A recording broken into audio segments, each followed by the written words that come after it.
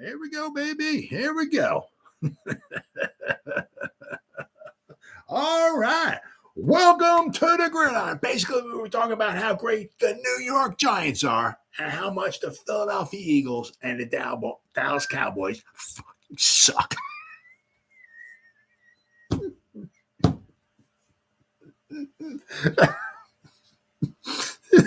Man, I love that.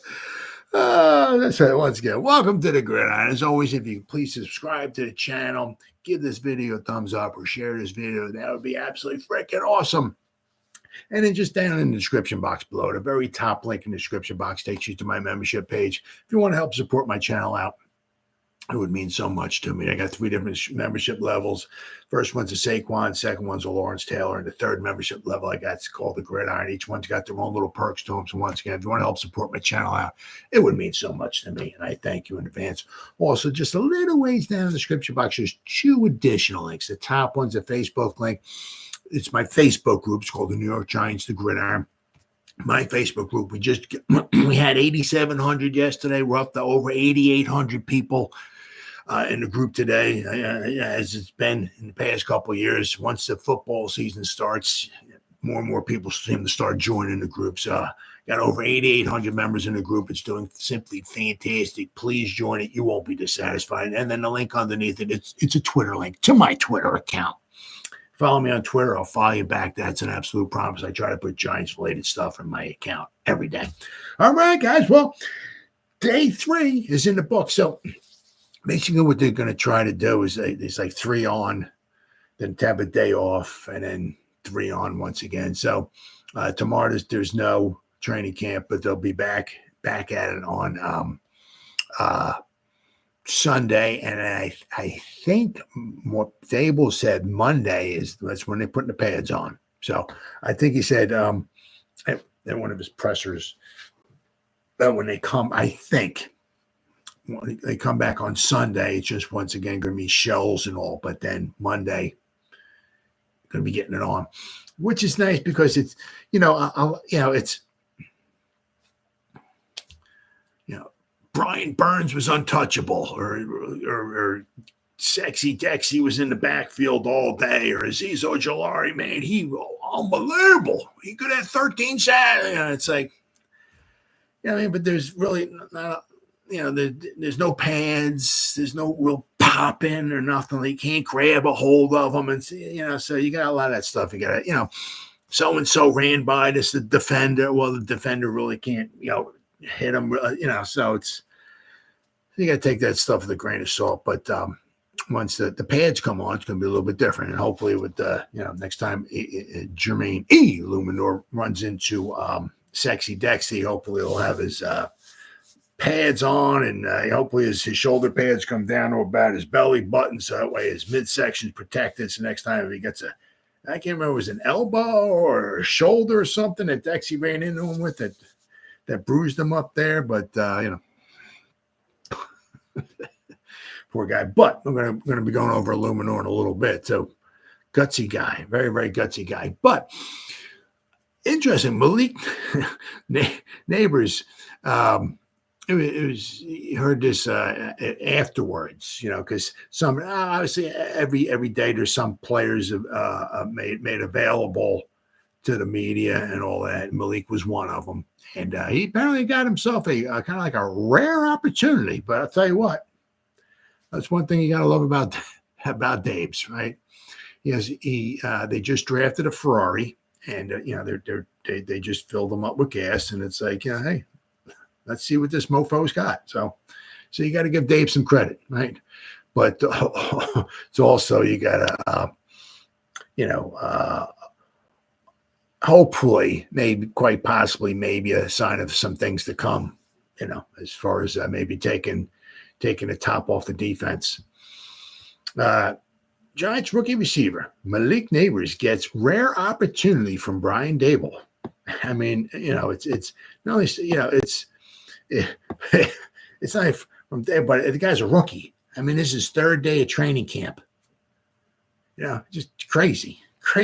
But this is quite possibly what we got. And I'll tell you what, if you've seen that one one pass that, which was, I think, was the final drive or one of the final drives of the day, where Daniel Jones stood back in the pocket. Malik went down the sideline. Tay Banks was all over him.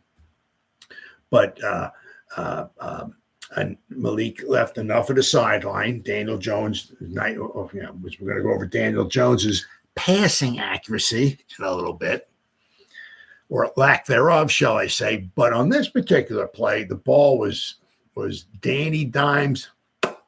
Voila. It was a thing of beauty. And there's like 700,000 videos of it, especially there's one right on the sideline. I mean, somebody was standing on the sideline where the ball basically came down, like almost like right in front of him. And what a picture. But Daniels threw the ball up. As I said, Banks was all over him. And that's the one thing. Banks wants to be on top of Malik. It's going to be iron sharper than iron. So when Banks has got to go against Mr. Jefferson, quite possibly the best wide receiver in all of football, week 1, okay, it's going to help him. Right? Hockenson won't be there, so that's going to be huge. Hockenson won't be there, and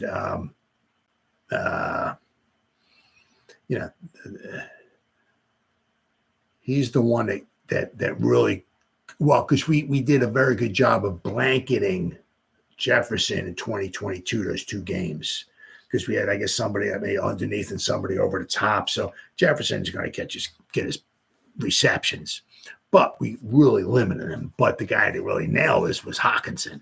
But apparently he won't be there week 1, so that's cool.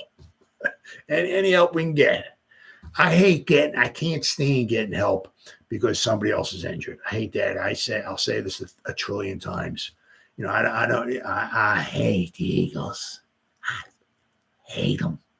But I don't want nobody getting injured. I want our best against your best. I don't want we beat you because you have your 37 string team in there because the whole team is decimated by injury. I don't want that. Nothing. You bang your chest because your team beat their team. That's like that's a pride. You know what I mean? I'm saying you beat their 37 string. It's like, okay, great. What we do. You know what I mean? But you don't want nobody getting injured. Absolutely nobody getting injured. But I mean, sometimes it's just the way it is. Sometimes it's as Bob Papa says that a lot. You'll have to listen to him. It's not who you play, and Carl Banks agrees too. It's when you play them. Right? I mean, it could be the same thing, like a week 18 thing where we're playing a team, they've already locked up, a playoff position or something or whatever, and they want to rest their starter. They maybe put their starters in for a half or a quarter or something like that to get them some playing time, but then they rest them because they don't want them getting injured. That benefits us. Right. Once again, I said us if we played Hockenson or we played the Vikings maybe halfway through the season, right? I mean, then they got Hockenson and Jefferson, right? Plus there are other weapons that they got. That might hurt us, right? But week 1 we're benefiting from Hockenson not being there, so now we have to rely just a lot on Jefferson. So that's going to help us. So a lot of times it's not who you play; it's when you play them. Right. So, but, I said that this one catch from Malik was right there. Banks was there, but right there, guys, 2 feet in, rolled out of bounds. And Malik stands up. He's just standing there like this, just posing. Gotta love it, baby. Gotta love it. It really seems like we got something special with this freaking guy. I'll tell you what. I'm not saying he's a Jefferson or he's going to be the best wide receiver in the league, but he's going to be an upgrade. He's definitely going to be an upgrade without question. And once again, it's a theory of relativity. Everything's relative, right? If you got a Hyatt can take the top off the defense, and Lord knows Robinson if he can stay healthy. You got a Malik Nabers. I mean, that's going to open stuff up, right? It's going to help the run game. Right? It's going to make everybody better. So,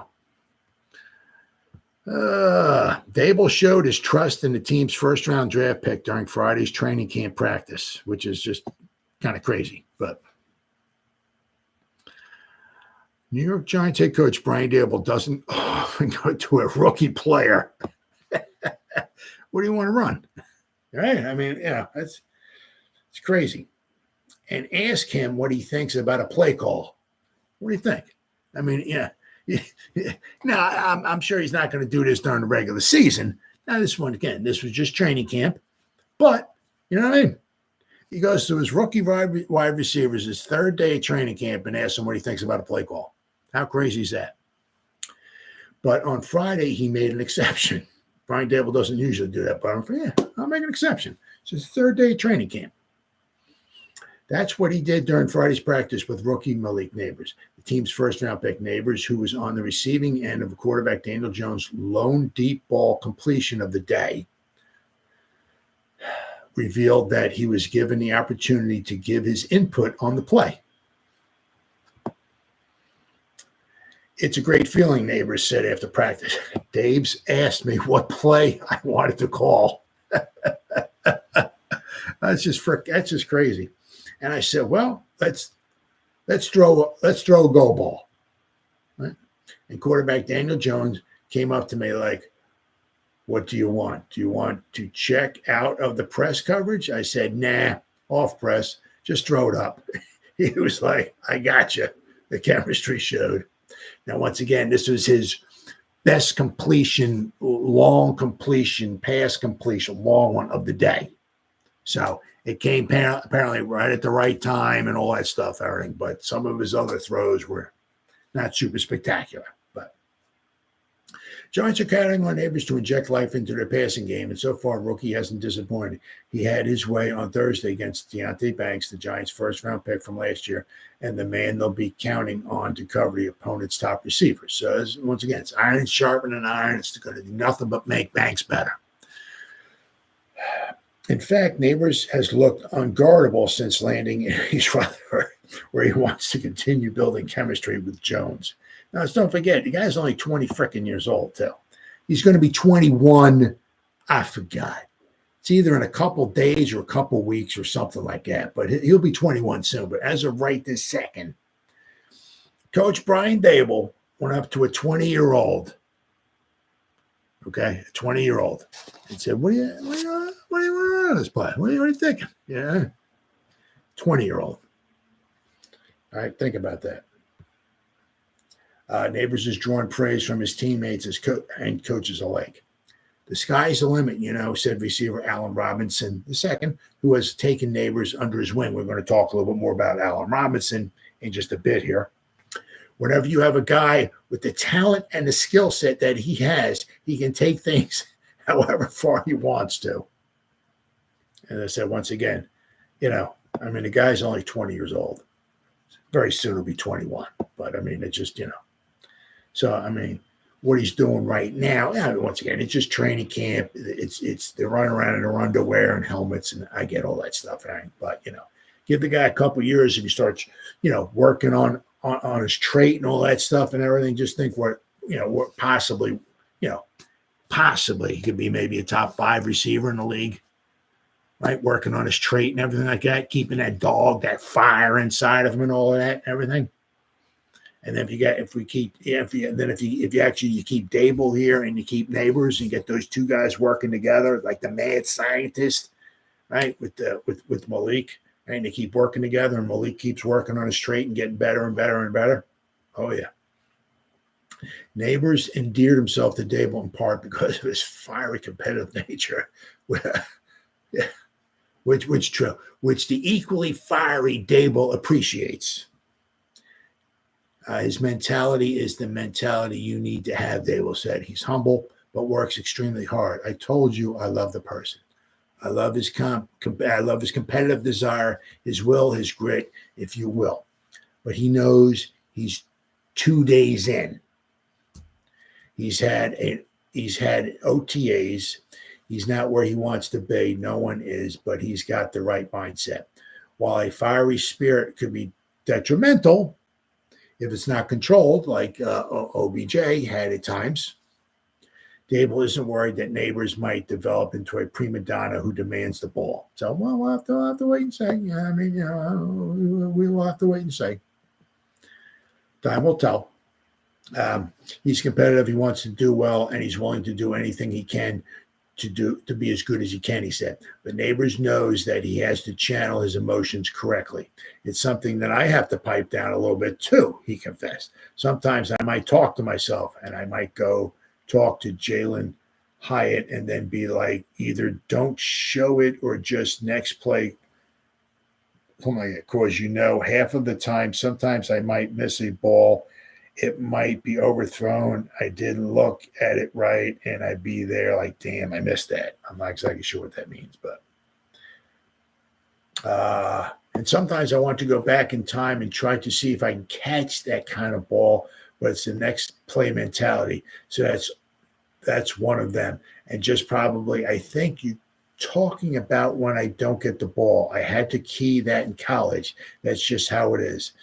That's how receivers are. So this is Malik, obviously Malik talking. He knows he hasn't played in the league, Dable said of Nabers. There's going to be some rough spots. Whenever those come up, and we're here for him. He's here for us. We communicate. We work well together. But I don't want to let him lose who he is. Be who you are, which is true. I mean, this is the reason why you got the guy.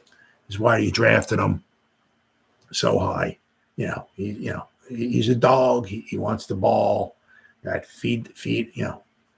The Ezekiel, I can't stand when Zeke does that. He can pick like a 10-yard gain like that. Can't stand it. Well, we won't be seeing that much from Zeke this year. Nah, not happening. We might see it once or twice, but I mean, that's you got one, but his fiery nature and all, obviously can be detrimental, but that's one of the reasons why, that's a lot of times that's what makes the number one wide receiver who they are, right? Throw me the ball. I want the ball, but can you back it up? If you can back it up, okay, we'll throw you the ball. I mean, it's like, it's like guys who trash talk, like whatever in basketball. Like I heard Larry Bird was Larry Bird, I think he said, I don't really, But I mean, if you talk to a lot of those guys from like the 80s and stuff like that, like Isaiah Thomas and all, Larry Bird did a lot of trash talking. But he backed it up. He'd come down and he'd tell you, whatever, 2 steps to the left, jump off glass, 2 steps to the right, swish. Or so he would tell you, I'm going to go over here. I'm going to get the ball, turn around. I'm going to hit, He'd tell you what he was doing. But, he was telling everybody he could back it up. So is that trash talk? Not if you can back it up. Yeah. So, but it just goes to show you, it's the 3rd day in. And just to go show you, I mean, as I said, we're going to go over what Daniel Jones was kind of doing, but I mean, it wasn't his most accurate, and he's going to Malik. What do you want? Let's run it go. Okay. So that's a nice sign. I like that. All right. So then we got day 3 at the training camp here. Let's see. The overview. Today was let's see, who is this here? Who is this? Nick Filata. The overview. Today was my first day as a credentialed member of the media. I don't know what that means. After listening to head coach Brian Dable talk, we took to the field to see every day drill periods with position groups alone, off on the far field. Gunnar Olszewski fielded punts. Rookie tight end Theo Johnson and safety Tyler Nubin were on the sideline stretching with defensive back Jalen Mills and Stanley Thomas Oliver. Yeah, we're going to go over that. A couple other guys. I know Nubin has like cramps or his calf. I think it was cramps in his calf. But apparently it's kind of hopefully nothing, Hopefully, for what we're looking at, nobody's long term yet. Even like Theo Johnson and Evan Neal. Nothing, it's only 3 days. So, knock on wood. Johnson and Mills were accelerating and striding out with their light sprints. Dable and Nubin. Oh, there you go. Dable said Nubin, has a tight calf, and it's not a long-term issue. So let's hope. Let's not forget, let's once again, let's get down on our knees and pray to sweet dear baby Jesus, because we had Victor Cruz had a calf problem, and it cost him a whole season. But hopefully this is nothing close to that with Nubin. So I'm really excited to see that guy on the field too. Really, really excited. Belton's doing pretty good too. Yeah, so we got Penei, Belton, who had an interception today, and of course you got Nubin. So we got some. Hopefully, I'm not saying we got the greatest. We got a top 10, top 5 safety unit in the league, but we got some young players who can ball. So let's see here. Alluding that it was more precautionary with Nubin. Cornerback Aaron Robinson made a brief appearance on the side, and there was no sight of tackle Evan Neal. I really feel it's horrible with Robinson. It's a damn shame because when he did get into the games, when he will actually play, he didn't do too bad. It's just the guy can never stay healthy. It's just, we give it another couple more months, and it's been like 2 years since he had the ACL and an MCL. But when he hurt his knee, he hurt it bad. But it's been almost 2 years. Let's see here. Positional drills. Ed Valentine, were next to the defensive backs for individual positional drills. Defensive coordinator Shane Bowen mostly stayed with the secondary, bouncing between the cornerbacks and the safeties. The cornerbacks were initially focusing on simple backpedaling, breaking one direction while staying square. Blah, blah, blah, blah. He's kind of like going, let's see here. The Giants had 14 periods, with one of them being the 2-minute drill. They ended practice on a team period. The final play was a victory for the defense as safety Dane Belton intercepted a Daniel Jones pass in the red zone. And it was an up and down day for Daniel Jones. It's impressive that Jones practiced 3 days in a row after tearing his ACL in early November. The Giants designed rollouts for Jones and even had him punch in a touchdown on a designed quarterback keeper in a 2-minute drill. However, Jones' overall performance was inconsistent in team periods. The 6-year signal caller finished the day 15 out of 22, 68%. But a lot of that stuff was short stuff that he was complete. Said with the aforementioned rushing touchdown and an interception. Jones also fumbled the football as he stepped up into the pocket. Dexter Lawrence tossed Aaron Stinney to the ground off a stunt, which centered Jimmy Morrissey, already engaged with Lawrence. It appeared like Kayvon Thibodeau may have assisted in the fumble, but it was unclear from my vantage point. Jones was efficient in quick game, albeit one of his 2 of the completions would have been likely sacks by Brian Burns. His first team period started well with a touchdown pass to Malik Nabers on a dig route that sent the sidelines into a frenzy. He's got like all kinds of stuff here. After practice, John Runyon, when casually talking with the media, said that Jermaine Eluemunor's natural position was right tackle. Before the practice, Dable praised Allen Robinson's veteran leadership and acutely in the film room, and I'm going to go over Allen Robinson a little bit here. After practice, Allen Robinson and Nabers, Hyatt, and Wan'Dale Robinson, all detail-oriented and talented, which gives them a significant advantage over others in the league. Dable said that tight end Jack Stahl and linebacker Micah McFadden, among others, would be slowly ramped up over the next few weeks. Eluemunor was back practicing with the first team just 2 days after suffering the Dex effect injury.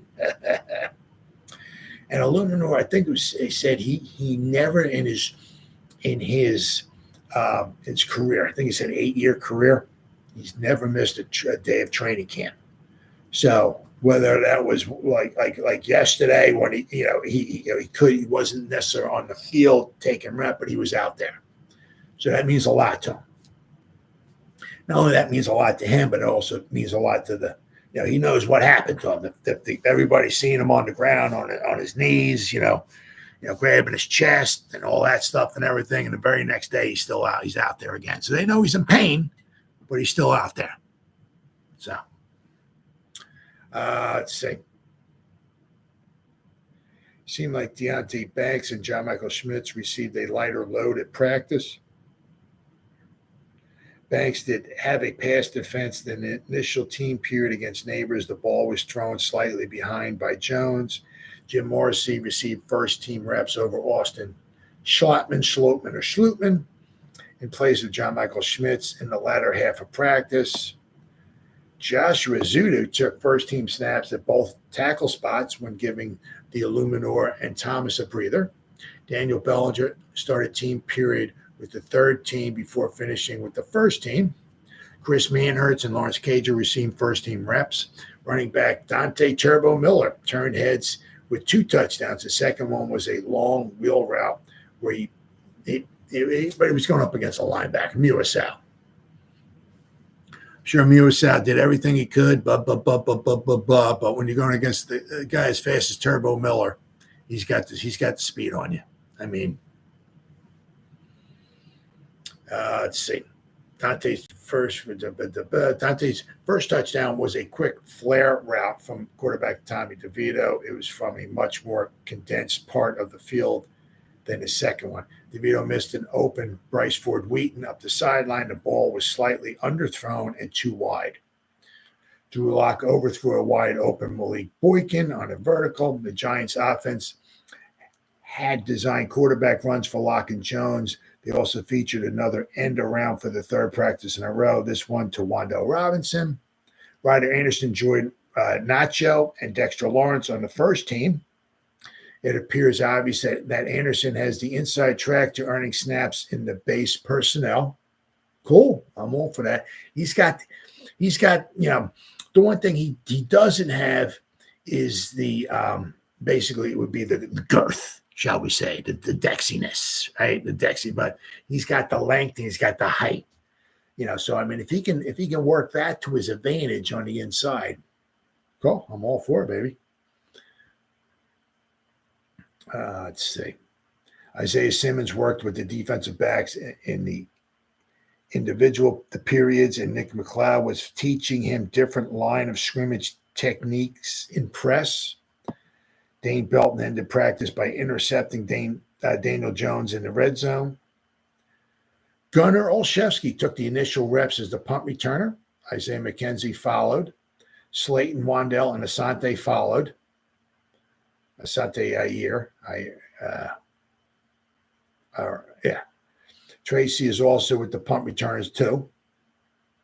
Then he has final thoughts. Overall, it was a fun first practice to attend. There was no one-on-one drills between the cornerbacks and wide receivers, but there were several verticals thrown throughout the practice. Jones did not have his best practice, but he showed strength in a 2-minute drill to finish it for 6 in just 3 plays.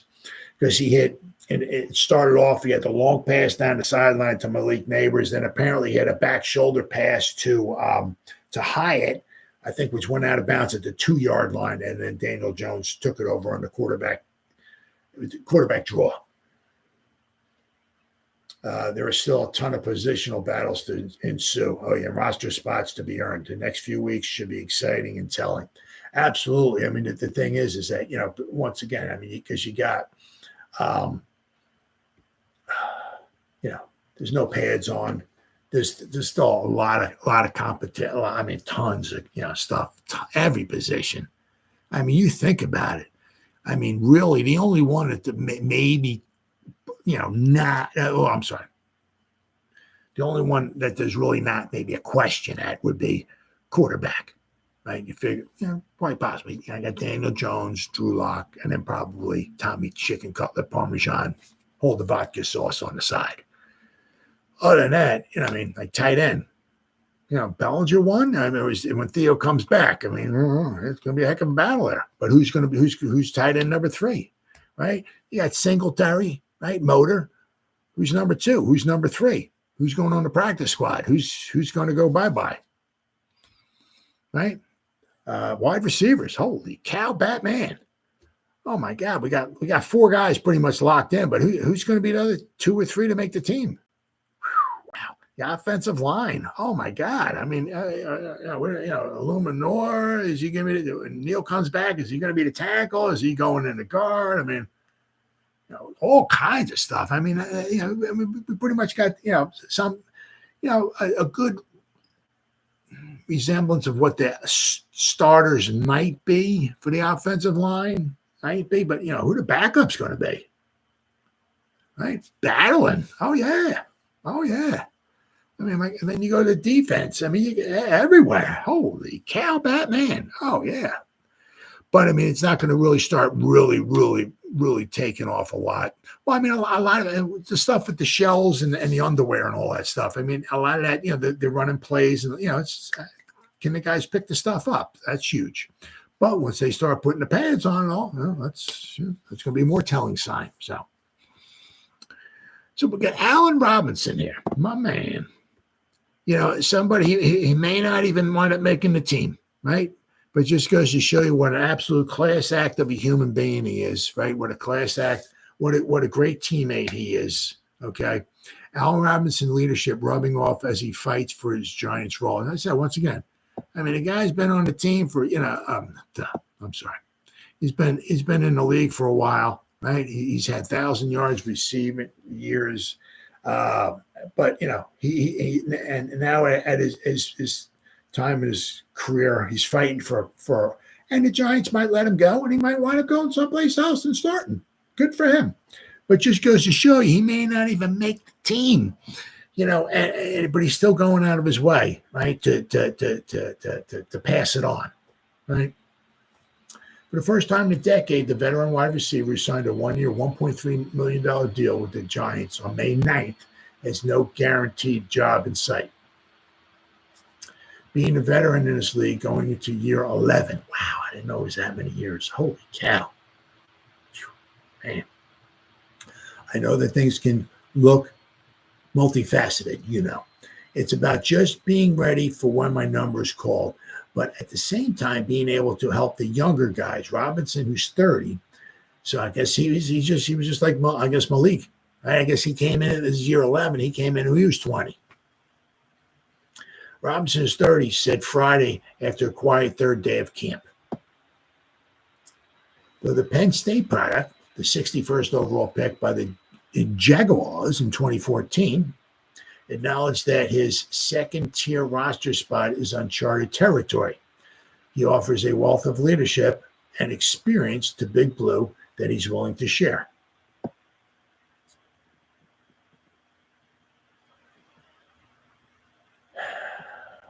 Let's see. Veteran coach Brian Dable said of Robinson, he's played for a long time, so he knows how to be a pro. I think he's done a good job on the field physically. But I also think he adds an element of leadership in the room with some younger receivers. Yesterday, we were watching a one-on-one clip, and it wasn't even wide receiver Malik Nabers, but it was another receiver. And I'm watching it, going through it, making some corrections, and he spoke up and he said, hey, Dabes, can you rewind that and just pause it for a minute? He said, and so Dabes rewound it, paused it, and Robinson sat there for about 30 seconds and just had a private conversation with Malik on a certain technique that he saw. So when you can get some veteran in the room, whether it's the receiver room, defensive line room, running back room, whatever, that knows what it looks like, knows how to be a pro, that helps. So Robinson potentially limited role and playing time were set in stone during a pre-signing conversation with Dable. So Dable kind of told him, said, you may not even make the team or not like that. Robinson's best season came in 2015, his second year in the NFL. He had 80 receptions for 1,400 yards and 14 touchdowns, earning him his only Pro Bowl selection. In 2020, 6'2", 220-pound Robinson had 102 catches for the Bears. I mean, so he's done a lot.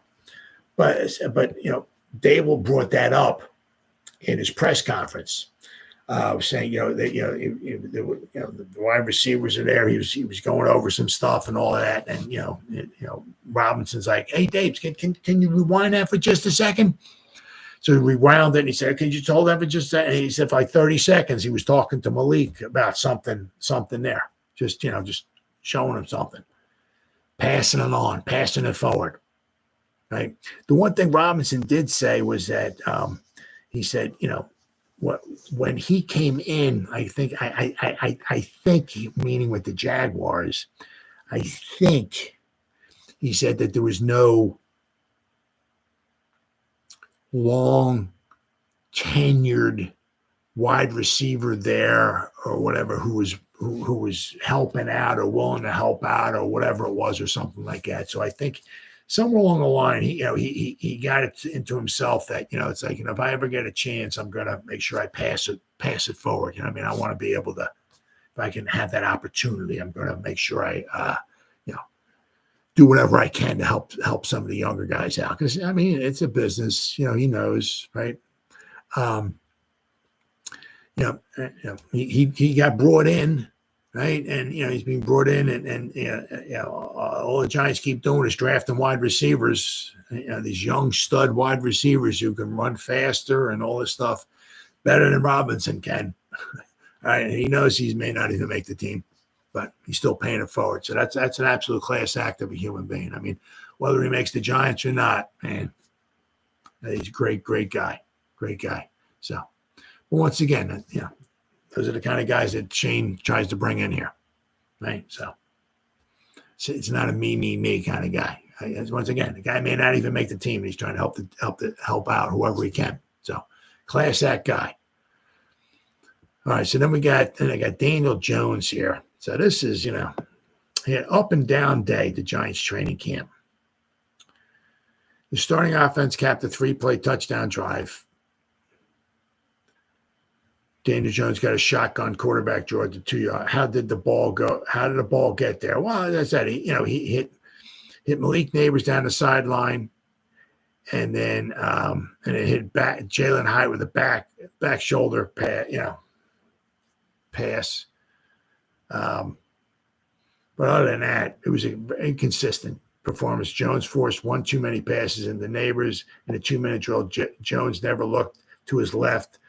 Yeah, that was one of the things that they were talking about. One of the things that, at times, Jones has a tendency to do is stare down one receiver.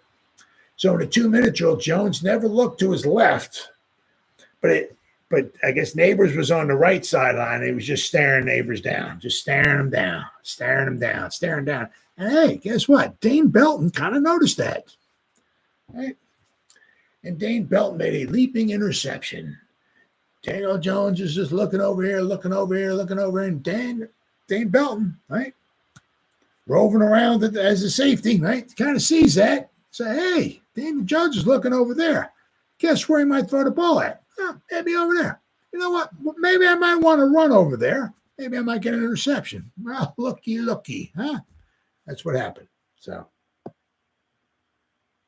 Jones earlier missed a wide open Wan'Dale Robinson by 5 yards. Oh my goodness, yeah. I mean, there was now once again, sometimes you don't always have all the contact, exactly what's going on or whatever like that. But this one particular play, Wan'Dale was down this, if the offense is going this way, Wan'Dale was down the right side. He was wide. I mean, there was nobody within 17 kilometers of him. Holy cow, he was wide open.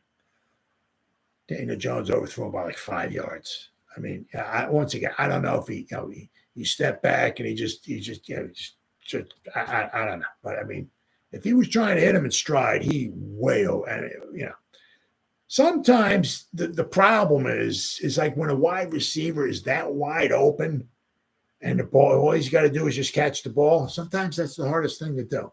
Sometimes, wide receivers and stuff need somebody draping all over them and stuff like that, so they can really focus and concentrate or whatever.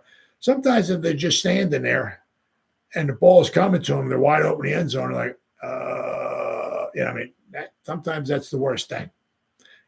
Sometimes a quarterback maybe needs, I don't know, a defend, to help judge the pay. I don't know. But, on this one particular play, there's videos of it out there. I'm sure you can find it on Facebook or whatever, on Google. Yeah, he way overthrew Wan'Dale Robinson, who was wide open. Let's see, who wrote this here? This says, caught my eye. Who was this here? Ryan Dunleavy. All right. Let's see here. Caught my, let's see. Where are we? Oh. In a battle of rookies, Turbo Miller lived up to his Turbo nickname when he was streaking down the sideline behind Darius Muasau. Drew Lock hit Miller in stride for a 40-yard touchdown. The backup running back competition is wide open. That's another one that's wide open, right? Injury report. Here we go. Jermaine Eluemunor, bruised ribs, returned to the first team reps after just one absence. So got to give the guy a lot of credit. Everybody knows he's still hurting, but he's out there fighting. So, that shows a lot. So the guy wants to be here, and the guy wants to play, and that shows a lot to his teammates, especially the rest of the guys on the offensive line. Let's see, he rotated in with Joshua Ezeudu. So it looks like they're trying to get Joshua Ezeudu, and which could quite possibly be if you get good coaching, right?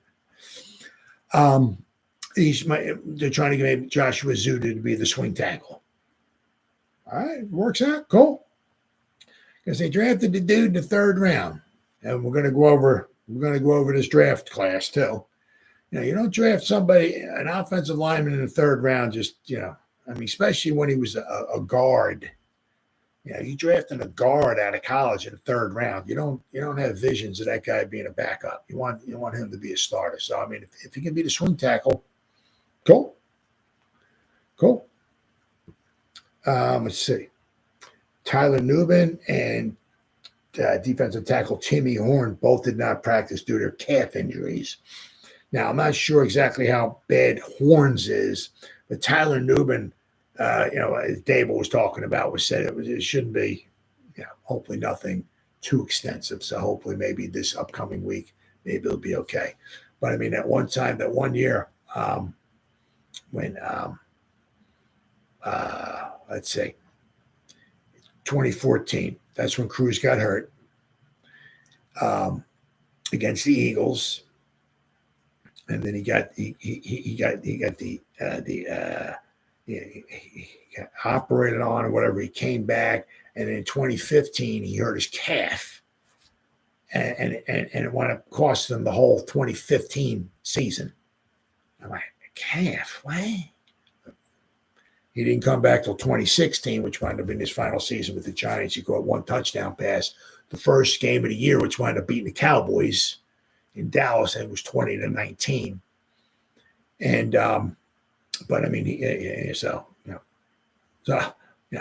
hopefully it's something a little minor or something with the calf or whatever like that. But I just remember every time I keep hearing calf, I just keep thinking Victor Cruz, and it's like whatever the heck he did to his calf cost him the whole 2015 season. It was just unbelievable. I couldn't believe. I'm like, what do you mean a calf? What? Somebody cut his calf off? He's walking around without a bottom part of his leg or something? It's a calf. Okay, all right, it's a calf. All right, good. Just get in there. Nope. All right, so Daniel Jones had a little bit of an inconsistent day. So here's what it is. But on the long stuff, it was not. I think it was 1 out of 6 throwing stuff long. Okay. His short stuff was okay, but throwing stuff long was so. But then again, this is why it's training camp. If you're going to screw up, whatever, do it in training camp. All right. Then we got, now one thing Shane always talked about was that, when people talk about, I ask them, when do you evaluate, or when do you start thinking about, was this a good draft class, or was this a good, I drafted this guy, was he a good player? But Shane said usually give him like to the third year. Usually by the third year, this is what you're going to see out of what you can expect going forward from your draft class. Now, this is this is year 3 of his first year. Now, the one thing that you got to give him was because, he came in and he's like introducing himself to the scouting department. How you doing? You're one of my scouts? Oh, okay, good. How you doing? I mean, so when he came in, it wasn't like, he cleaned house. He brought all his own guys in.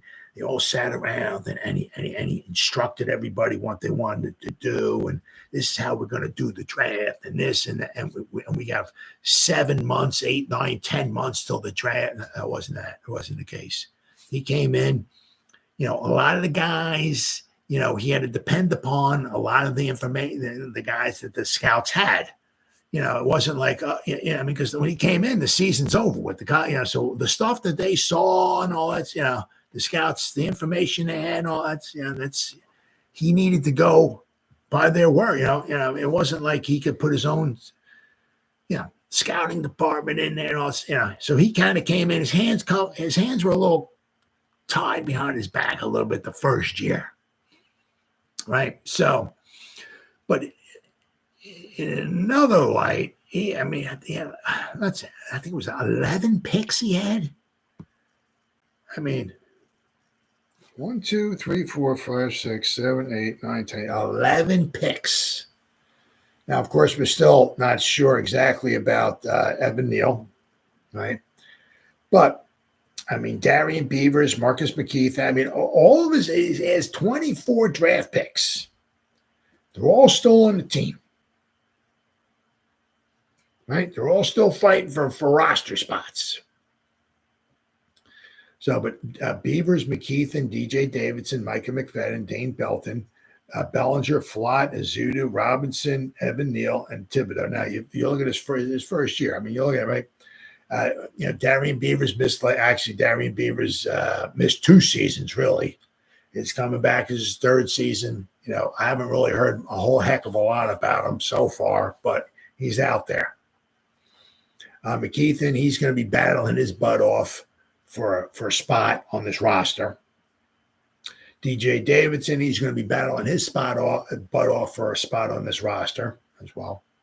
Micah McFadden, you can almost kind of pencil him in as one of the 53. Dane Belton, quite possibly you can almost pencil him in as one of the 53. Bellinger, you can pencil him in as one of the 53. Cordell Flott, you can probably pencil him in as one of the 53. Joshua Zudu, yep. Wando Robinson, yep. Evan Neal, yeah, you pencil him in. He's not going anywhere. And, of course, Kayvon Thibodeau. So, out of those 11, you can pretty much pencil in 8 out of those 11 being on the 53. So, but you're going to start needing to see some dividends from the draft class. If his Giants rebuild is going to work, GM Joe Schoen needs draft picks to thrive in 2024. When Joe Schoen received plaudits immediately after the 2023 draft, the New York Giants general manager was quick to note that it was premature to evaluate the team's haul. I think it's 3 or 4 years when you look back, Schoen said. I thought he said 3, but well, Shane's first draft class is entering its 3rd season, so judgment time is coming. I really thought he said 3 years. Schoen has spent big money on proven veterans, Andrew Thomas, Dexter Lawrence, Brian Burns, to establish a core of high-level talent. But the only way for the Giants to turn the corner in their rebuild will be for Shane's draft picks to make big leaps this season. And I said, when he came in, he just didn't have 6 or 7 picks. He had 11 his first draft. The opportunities will be there.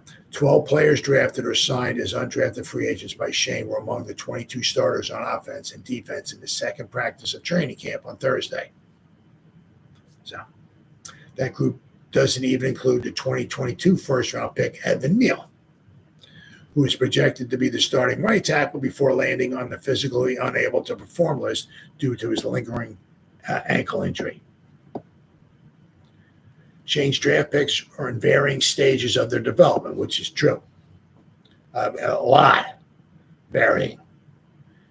There are some players like, Kayvon Thibodeau and 2023 first-round pick Deonte Banks, who have already set a baseline as quality NFL starters. The question is if they can take the next step to become true difference makers. There are other players, including 2022 second-round pick Wan'Dale Robinson and 2023 second-round pick John Michael Schmitz, who have shown flashes of potential. Now they must live up to their billing as second-round picks who become key pieces of the roster. Then there are players such as 2022 third-round pick Cordell Flott and 2022 fourth-round pick Dane Belton, who are getting an opportunity to fill vital roles for the first time. It's impossible to project how they'll handle the increased responsibility. It's important to have those young contributors, Shane said before camp opened on Wednesday. And I think coaching-wise and staff-wise, the ability to develop young talent is important. That is huge. Well, as he's always said, you want to draft them, but you want to develop them and keep them, right? Develop them. So, those young guys are going to have bigger roles. It generally takes time for draft picks to develop, but it's not impossible for a player to emerge as a star immediately. Of the 78 offensive and defensive players voted to last year's Pro Bowl roster, 13 were drafted in 2022 or 2023. So it's possible.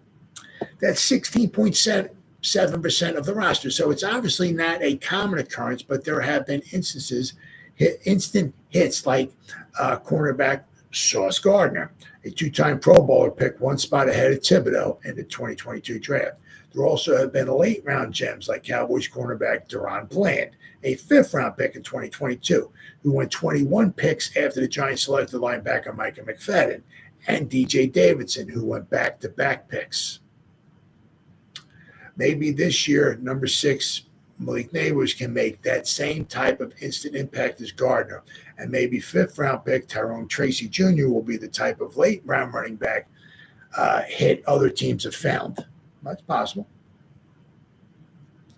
One thing that needs to cease is Shane's third season is using the situation he inherited as an excuse for the state of the roster. The Giants were a mess by the end of the 2021 season, which precipitated the house cleaning that got Shane the job.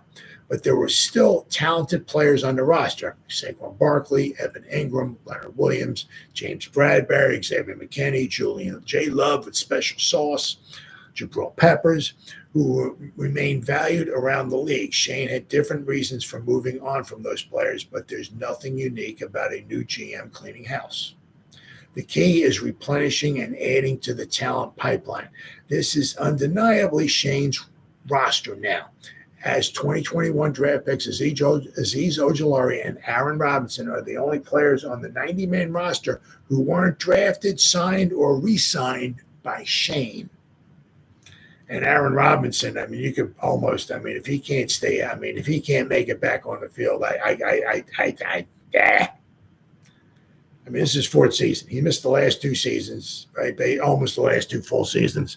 If he can't make it, so. And this might be Azeez's last season. Yeah. It's unreasonable to expect to see progress in the third year of a rebuild. It's not unreasonable to expect to see progress in the third year of a rebuild. However, Shane didn't want to discuss expectations for the upcoming season before camp. The focus right now is today, Shane said. We're going to continue to build this thing. Best 11 on offense, best 11 on defense. What they do well, that's what will accentuate, and that's what we'll build around. The most important part of the building process is having Shane's draft picks thrive. If that happens, the Giants will be right on track. But if the draft picks don't develop, the 3-year review won't be pretty, which is true. But I said, he had 11 picks his first year. But I said he was a little handicapped. It wasn't like he had come in 2, 3, 4 months prior. Let's get our scouting department doing this, and he came in after the college football season was over with. The scouts were there. He had to go whatever they had to say. It's kind of so. But if you look, obviously his next 2 drafts, obviously Javarius Owens is trying to work his way in because he didn't find the field much at all last season. Jordan Riley, he's gonna have to work out to carve out a spot for himself on this roster. Him and DJ Davidson, right?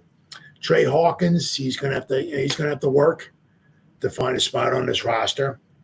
Eric Gray, it's a good chance he'll be on the final 53.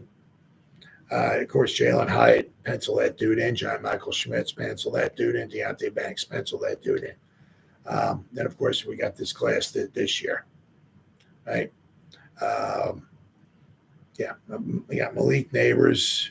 I mean, Nubin's got a calf. I haven't heard much about Phillips. Maybe he's on the second team. I guess maybe. Theo Johnson's got the hip. Let's see here. Tyrone Tracy and Darius Muasau. So, as of right now, everybody, obviously, it's probably not going to be this way after training camp is over and they go from 90 down to 53. But as of right now, he had 24 picks, and they're all on the 90-man roster as of right now, and it is huge. Obviously you can't hit on every draft pick. But one of the best things you can do is with coaching. Right? You draft them, right? You develop them, and then hopefully you can keep them. The problem is unfortunately, is that you develop them and they wind up developing it too good, then they're really going to want to get. I can't blame them. They're going to want to get paid. But if you got too many guys wanting to get paid, you can't pay everybody. The league does not want it that way. Right. Or, with the salary cap, it's darn near impossible to pay everybody. We just had a couple, Tua, my back is itching me. Sorry. Tua just got paid. He's making like 53 million, I think it is, a year. And Jordan Love, special sauce. I think he's making like 55. It's funny because you got all like the top 5 or 6 or 7 or 8 quarterbacks. None of them have won a Super Bowl, not like that. But it's amazing. It really is amazing. It's like the next quarterback up. I don't know. It's like a written rule or something. The next quarterback up has to be the most paid quarterback out there. I don't understand that. How does that work out? We'll pay you. You get paid the most. Why? Why? Have you won a Super Bowl? Do we have some jewelry on there? What? Oh no, yeah. You're the next one up. Yeah, we'll give you with 50 cents. Yeah, we'll give you 57. Yeah. Why? It is what it is. It is what it is, and that's the way it's going to be. But that's the way the league wants it. So Saturday they're off. Then they'll be back Sunday, and then I believe pads will be Monday, and that's when. But there's a lot of battling going on, and then not this week, but it's the following week. That's when we have our couple against the Lions, and that's really going to be good. So got a lot of stuff coming up. So a lot of good stuff. A lot of good battling going on out there. A couple nicks and bruises here and everything like that. But thankfully, so far, nothing long term, nothing horrible yet. Keep knocking on wood, and I'll be back.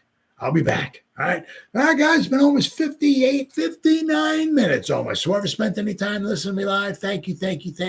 Or if anybody's going to spend any time watching the replay this once again, thank you so much from the bottom of my heart. Thank you. It means so much to me. Thank you. Greatly appreciate it. As always, you guys stay safe out there and go Giants. Woo! That's not horrible. Woo! That was better. Oh, yeah.